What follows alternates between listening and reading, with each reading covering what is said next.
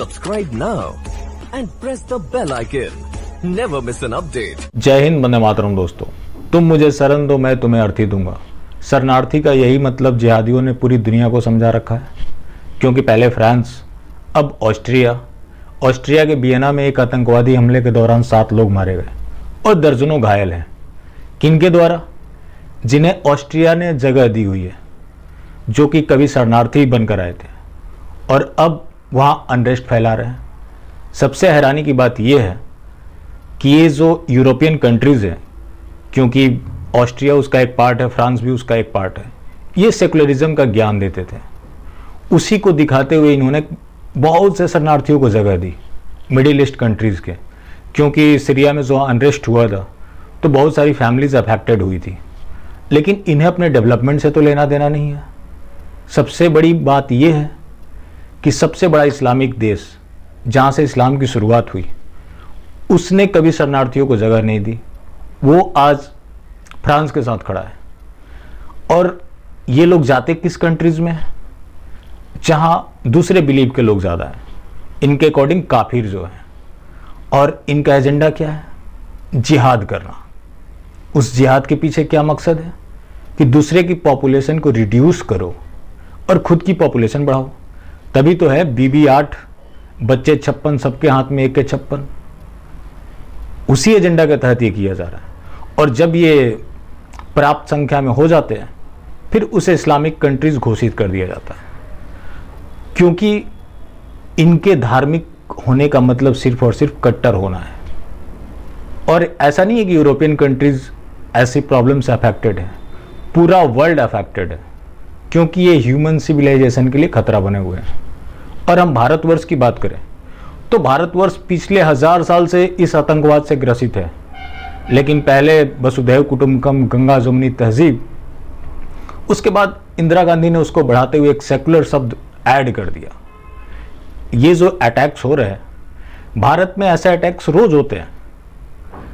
1 से 2 लोगों का गला काटना ये तो आम बात है, और ये हिंदुओं के साथ होता आया है। लेकिन फिर भी हिंदू को क्या कि उसे भाईचारा चाहिए, और ये लोग उसके नाम पे लोगों को मूर्ख भी बनाते हैं। जैसे अभी रिसेंट घटना हुई नमाज पढ़ने को लेकर फैजल खान, और जिसने चौपाई सुनाई थी, जैसे मैंने कल बात भी की थी उसके ऊपर, उसका एक वीडियो वायरल हो रहा है। वो सीए प्रोटेस्ट में शाहीन बाग में था। वो कानून किसके लिए था? जो हिंदू पीड़ित हैं नेबर कंट्रीज, पाकिस्तान, बांग्लादेश में, उन्हें नागरिकता दी जाएगी, उसके विरोध में था।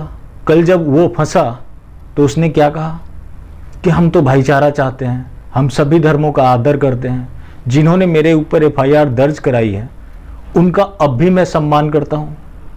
अगर ये इतना सेकुलर है तो इसने सीए का विरोध क्यों किया? क्योंकि उससे तो किसी की नागरिकता जा नहीं रही थी। इसे कहते हैं अलतकिया। और ये लोग पूरी विश्व को ये चाहते हैं कि कन्वर्ट कर हम अपनी राज चलाएं, और ये इंडिया में भी इन्फेक्ट करने वाले हैं। जो ये लोग तरह तरह की जिहाद कर रहे हैं, उसके पीछे एक षड्यंत्र है। गज़वाए हिंद, निज़ाम मुस्तफ़ा, यहाँ ये शरीयत लाना चाहते हैं, और ये हर जगह लाना चाहते हैं।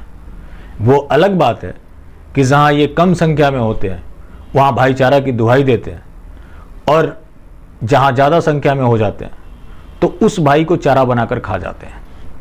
यही इनका एजेंडा है पूरे वर्ल्ड वाइड। आप देखें तो यही वजह है कि आज इनसे हर कोई प्रभावित है। लेकिन विदेश के जो मामले हैं वो तुरंत डील कर लेंगे, लेकिन भारतवर्ष में ऐसे तत्वों को पोषित किया जाता है, क्योंकि देश का जो सेकुलरिज्म है वो खतरे में पड़ जाता है। उस सेकुलरिज्म को हिंदुओं के खून से ही तो सींचा गया है। और हिंदू जो है, मैं ऐसा नहीं कहता कि सारे हिंदू इस तरह के हैं, बहुत से ऐसे हिंदू हैं जो दिल से हिंदू हैं, लेकिन फिर भी उनके पक्ष में बोलते हैं। वजह क्या है? उन्हें फंडिंग मिलती है ऐसा बोलने के लिए। वो कहीं वीडियो भी जारी कर दें, कुछ ट्वीट्स करें, उसके भी उन्हें पगार मिलते हैं।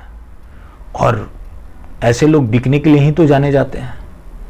और इन लोगों का जो एजेंडा है, जो भारत सरकार हमारी है, वो सोचती है कि हम इन्हें डेवलपमेंट दे के इनको चेंज कर सकते हैं। तो इन्हें चेंज नहीं कराया जा सकता, क्योंकि इन्हें डेवलपमेंट में भरोसा नहीं है।